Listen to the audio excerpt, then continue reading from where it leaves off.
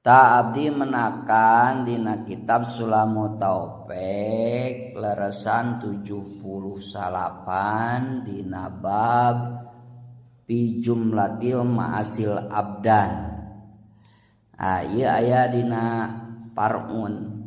Wa yahrumu jeung haram alal mar'ati ka awewe naon waslu sa'ri rosiha nyambung rambut sirahna eta awewe bisa'ri adami ku rambut anu bangsa adami mutlakon bari mutlakna teh sawaun adana naha ngidinan si saha aljauju salakina awis saidu atawa gustina amla atawa henteu.